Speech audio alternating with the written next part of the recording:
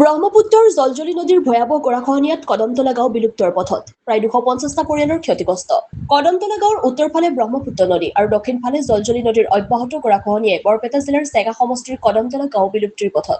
প্ৰতি বছৰৰ দৰে এইবাৰো গৰাখহনীয়াৰ তীব্ৰতাই অঞ্চলবাসীক আতংকিত কৰি তুলিছে। 200 মিটাৰ দূৰত BS Kadamtala higher secondary school এতিয়া ব্ৰহ্মপুত্ৰ নদীৰ বুকুত জাহ যোৱাৰ সম্ভাৱনা আছে। স্থানীয় লোকসকলৰ মতে এই বছৰ গৰাখহনীয়াত ইতিমধ্যে প্ৰায় 250টা ঘৰ নদীৰ গৰ্ভত বিলীন হৈছে। বহু পৰিয়ালে নিজৰ মাটি ভেটি বাসগৃহ আৰু কৃষিভূমি হেৰুৱাই খোলা আকাশৰ তলত আশ্ৰয় ল'বলৈ বাধ্য হৈছে। দ্ৰুতগতিত আগবাঢ়ি অহা গৰাখহনীয়াৰ ফলত সমগ্ৰ কদমতলা গাঁও প্ৰায় বিলুপ্তিৰ দিশে আগবাঢ়িছে। স্থানীয় ৰাইজে চৰকাৰ আৰু জলসম্পদ বিভাগক অতি শীঘ্ৰে স্থায়ী গৰাখহনীয়া প্ৰতিৰোধৰ ব্যৱস্থা গ্ৰহণ কৰাৰ দাবী জনাইছে। News desk AIN live. এইখন 83 নং কদমতলা গাঁও পঞ্চায়তৰ এলেকাধীন কদমতলা গাঁও পঞ্চায়তৰ ঠাই হয়। প্ৰতি বছৰে অসমত যি বানপানী হয়, এই প্ৰবল বানপানীৰ ফলত খেতি মাটি খেতি পথাৰ হাজাৰ হাজাৰ বিঘা খেতি মাটি ইতিমধ্যে ব্ৰহ্মপুত্ৰ নদীত বিলীন হৈ গৈছে। শত সহস্ৰজনৰ ঘৰ বাৰী ঘৰ দুৱাৰ ভাঙি ছিঙি বিভিন্ন ঠাইলৈ গতি কৰিছে। মানুহখিনি অসহায় অৱস্থাত আছে। গৰাখহনীয়াৰ ফলত নিশ্চয় অসহায় হৈ জীৱন যাপন কৰিব লগা হৈছে। আমি চৰকাৰক অনুৰোধ জনাওঁ যাতে চৰকাৰে এই মানুহখিনিৰ প্ৰতি দয়াশীল মনোভাৱ আৰু আঁচনিৰ ব্যৱস্থা কৰে যেন।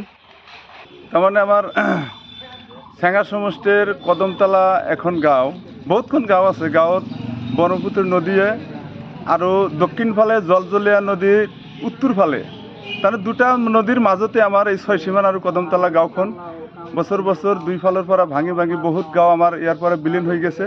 তে আমি চৰকাৰত অনুৰোধ জনাওঁ আৰু আমাৰ চেঙা সমষ্টিৰ বিধায়ক আব্দুর রহিম আহমেদক আমি অনুরোধ। এক বছর হলো ভাঙিছে, আমরা খুব দুঃখিত মানুষ। এমএলএ কোনো সিলেকশনে আমাদের নিয়ে নাই, বান টানে কোনো ব্যবস্থা করা নাই। যেহেতু বিধায়ক আগতে শেরমান আলী আছিল, শেরমান আলী এই বিষয়ে মানে কিবা পদক্ষেপ লৈছিল নেকি? নয়, শেরমান আলী কৈছিল যে আপনার গাড়িতে হন কিছু টাকা খরচ করে গাছ গুজলি ফলাক কিছু দিন। বর্তমান আব্দুর রহিম এমএলএ, হ্যাঁ এখন আব্দুর রহিম এমএলএ আছে। কামটো আমার হওয়া নাই। আব্দুর রহিম কৈছে যে কামটো কৰিম, কিন্তু ঠিকাদার না, একটু জলহস্তের লাইসেন্স লাগিব, ঠিকাদার পাওয়া না, কৰি আছে। কিমান ঘৰ ইয়াৰ পৰা মানে এই কবলত পৰিছে, গৰাখহনীয়াৰ কবলত পৰিছে? 200-250 মান হ'ব। 200-250 ঘৰ গৰাখহনীয়াৰ কবলত পৰিছে। আজি কিমান ভাঙিছে?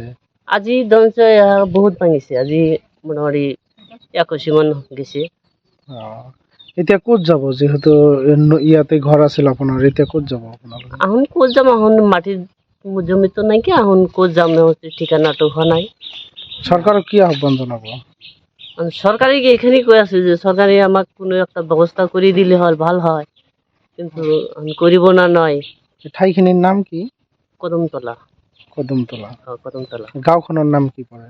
গাঁওখন বৰপেটা জিলা কদমতলা। কদমতলা জিপি।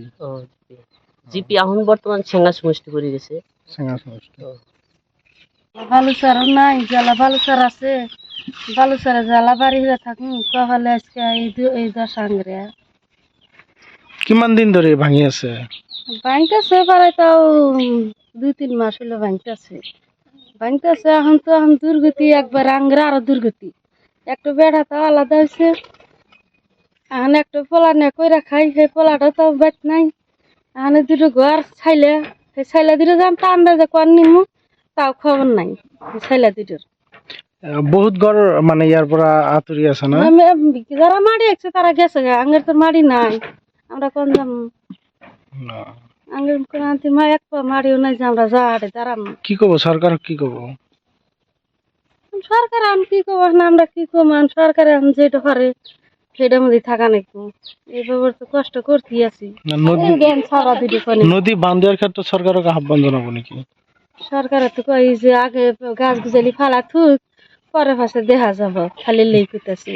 গাছ গছলি মানে ইয়াত রুব কই আছে, কিন্তু কোনো ধরনের বাঁধ দিয়া নাই। না বান্ধা নাই, শুনো বাঁধ দেওয়ার কথা কলে কয় যে গাছ রোয়া, ওলেই কয়। যিকোনো খবৰৰ বিজ্ঞাপনৰ বাবে যোগাযোগ কৰক 7896121996।